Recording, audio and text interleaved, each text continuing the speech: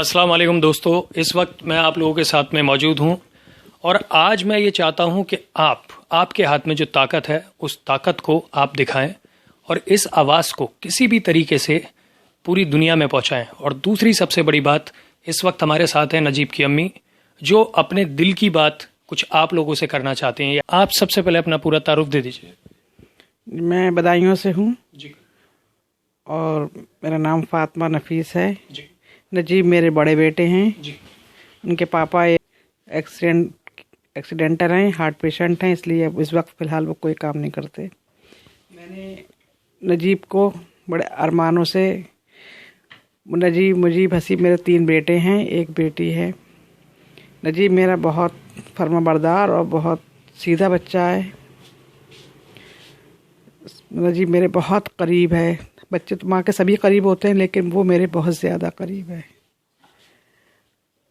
आपकी जो भी दिल की बात है इस वक्त आप सब लोगों से कर सकते हैं, हमसे बात कर सकते हैं। जो आपके दिल में है वो आप सीधे तौर से कह सकते हैं।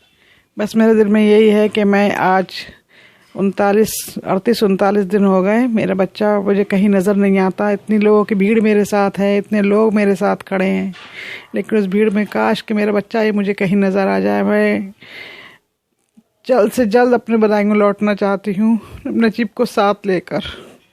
मैं चाहती हूँ नजीब जहाँ कहीं भी है, जिसके पास है, अल्लाह ताला उनके दिलों में रहम डाल दे, मेरे बच्चे को छोड़ दें। वो मुझे किसी से कुछ नहीं कहना सुनना है, मेरा बच्चा मुझे दे दो, मैं खामोशी से चली जाऊंगी।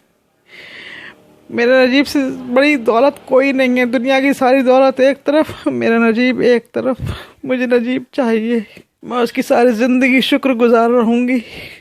जब भी मेरे सामने आएगा मैं हमेशा उसकी एहसानमंद रहूँगी और सारी ज़िंदगी अल्लाह का शुक्र अदा करूँगी। कोई दुनिया में ऐसा बंदा है जिसने मेरे बच्चे को मुझसे मिलाया और उसके लिए दुआ कर, जब तक मैं ज़िंदा रहूँगी दुआ करती रहूँगी कि मेरे बच्चे को मुझसे मिला दे। इससे बड़ी कोई खुशी नहीं है मेरी ज़िंदगी में, मेरा बच्चा मुझसे दूर है। बहुत दिन हो गए मुझे अपने बच्चे की आवाज़ नहीं सुनी। मेरा बच्चा एक बार मुझे अम्मी कह के पुकार दे, अम्मी मैं ठीक हूँ, मुझे सुकून मिल जाएगा। कहाँ है मेरा बच्चा? एक बार तो कोई मुझे बात करा दे नजीब से।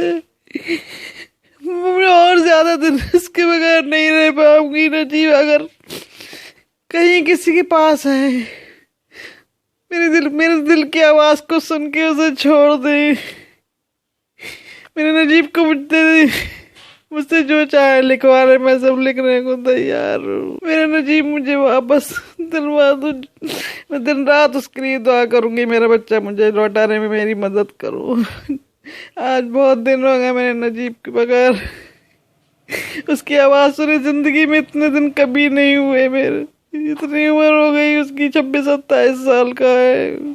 बहुत 2-2 साल मुझसे दूर रहा है, लेकिन आवाज़ मैं उसकी रोज़ सुनती थी, कई बार सुनती थी। आज पहली बार ज़िंदगी में ऐसा हुआ है कि मैंने 38 दिन से उसकी आवाज़ नहीं सुनी। मुझे उसकी आवाज़ की आदत है, मुझे उसकी आवाज़ सुना दो प्लीज़।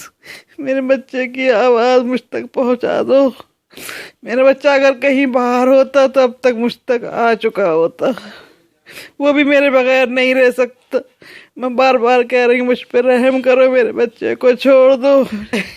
वो बहुत सीधा है, वो किसी के खिलाफ कोई बयान नहीं देगा। अगर वो कुछ याद भी कहेगा भी तो मैं यकीन नहीं करूँगी। बस मेरे लिए सबसे बड़ी ज़रूरत मेरा बच्चा है।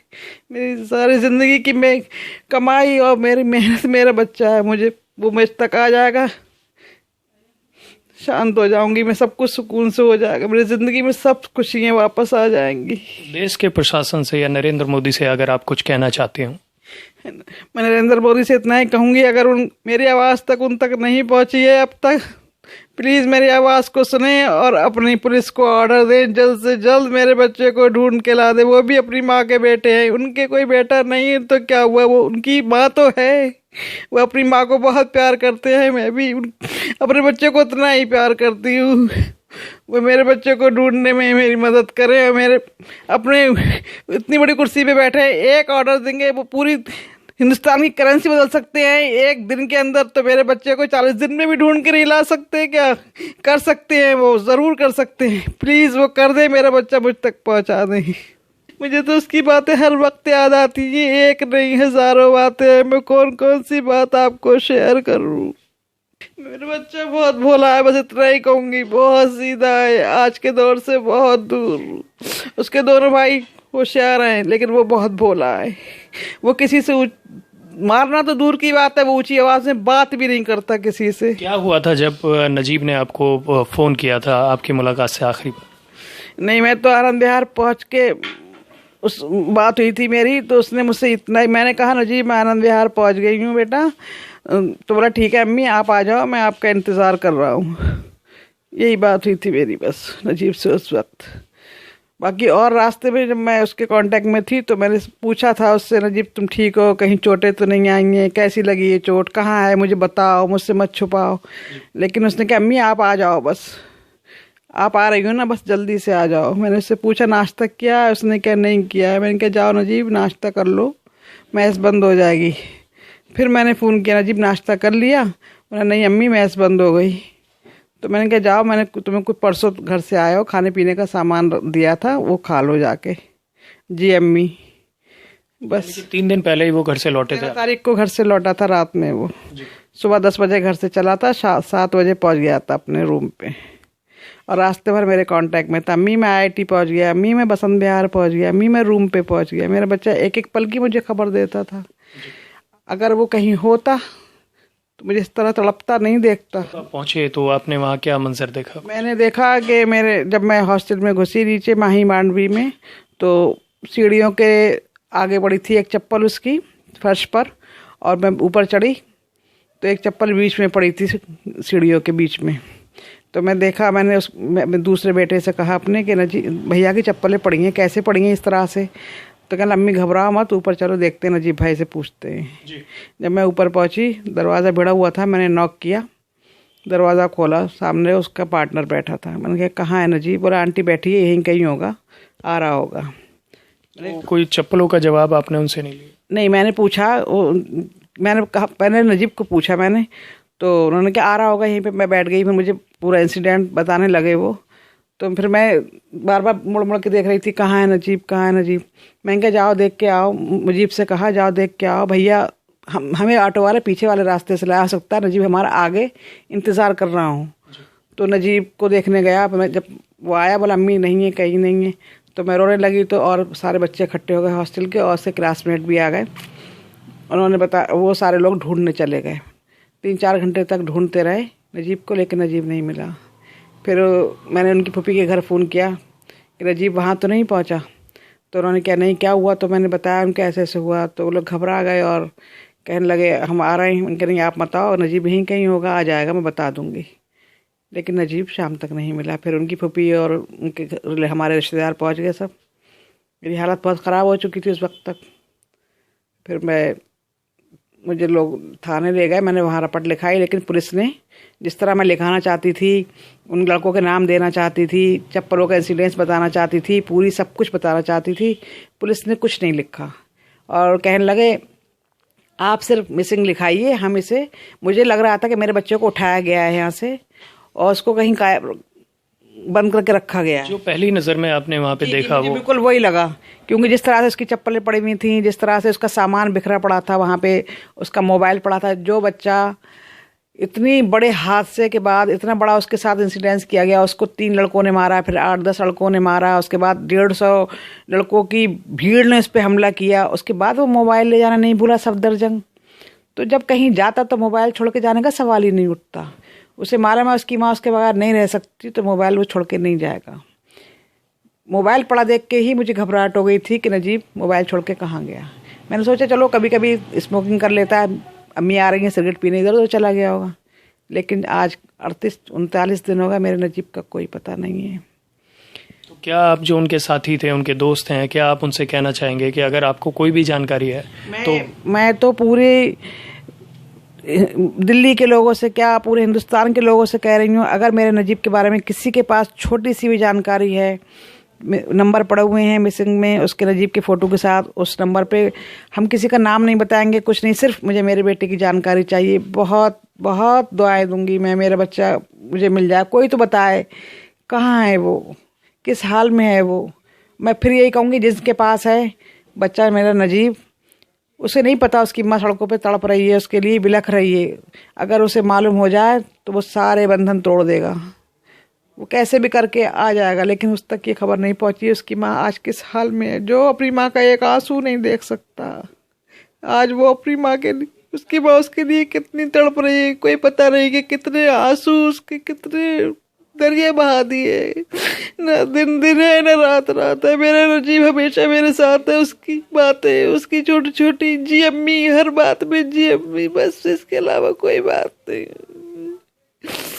मेरा नजीब मुझे लौटा दो प्लीज, मेरी जिंदगी है वो। मेरा नजीब नहीं मिला तो मैं ज्यादा नहीं जीऊंगी। बाद में आया भी तो मुझे नहीं, मैं नहीं मिलूंगी उसे। मेरे बगैर वो भी नहीं जी पाएगा। मेरा नजीब लौटा दो मुझे, तो ज्यादा कुछ नहीं कहूँगी। ये तकलीफ देख के, और आप लोग भी अपने माँ बाप की औलाद है। शायद मुझे नहीं लगता कि मैं यहाँ पे रिपोर्टिंग कर रहा हूँ। मैं सिर्फ सीधी सी बात आप लोगों तक पहुँचाना चाहता था, जो काफ़ी दिन से नहीं पहुँचा पा रहा था। आप में से हमारे हज़ारों दर्शकों ने कहा था कि आप सब कुछ कर रहे हैं, लेकिन नजीब के मुद्दे के ऊपर कोई स्टैंड क्यों नहीं ले रहे। आज नजीब की अम्मी बहुत साफ तौर से सीधे तरीके से बात बताने के लिए आपके सामने है, क्योंकि हम यही चाहते थे कि किसी लाग लपेट में हम कोई बात आप तक ना पहुँचाएं, सीधे उनकी अम्मी से आपसे रूबरू कराएं। तो इस वक्त आपने इनकी पूरी बात सुनी। सिर्फ मेरा यही कहना है कि आप लोग इनकी मदद करें, इनकी हेल्प करें। अगर कोई भी सुराग, कोई भी इन्फॉर्मेशन आप लोगों के पास है, तो सिर्फ आप अपनी माँ का चेहरा देखकर और इस माँ का चेहरा देखकर आप वो इन्फॉर्मेशन इन तक पहुँचाने की कोशिश करें। या आप हमारे चैनल के कमेंट बॉक्स में डाल सकते हैं, या आप हमें हमारे नंबर पे भी इन्फॉर्मेशन दे सकते हैं। हमारा मकसद इन्हें तकलीफ़ पहुंचाना नहीं है, लेकिन सबसे बड़ी बात यही है कि एक माँ के लिए एक बच्चे की या बच्चे का खो जाना सबसे बड़ी तकलीफ़ होती है। मेरा नजीब है तो 26-27 साल का है, लेकिन वो इतना भोला है कि 14-15 साल का बच्चा जैसे होता है, बिल्कुल अपनी माँ के बहुत करीब। उसकी माँ, उसकी बहन, उसके बाप, उसके दोस्त, सब रिश्ते उसके मुझसे ही हैं। मुझसे वो इतनी छोटी सी बात भी नहीं छुपाता। अपने दोस्तों की, कॉलेज की छोटी छोटी बातें मुझसे फ़ोन पे शेयर करना, मुझे मिले तो मुझसे बातें करना। अम्मी बैठो मेरे पास, मैं बताता हूँ आज कॉलेज में क्या हुआ। फ़ोन पे ही बताता है मुझे हर बात। नजीब अगर कहीं होता बाहर तो अब तक तो मेरे पास दौड़ के आ गया होता। उसको कहीं रखा गया है।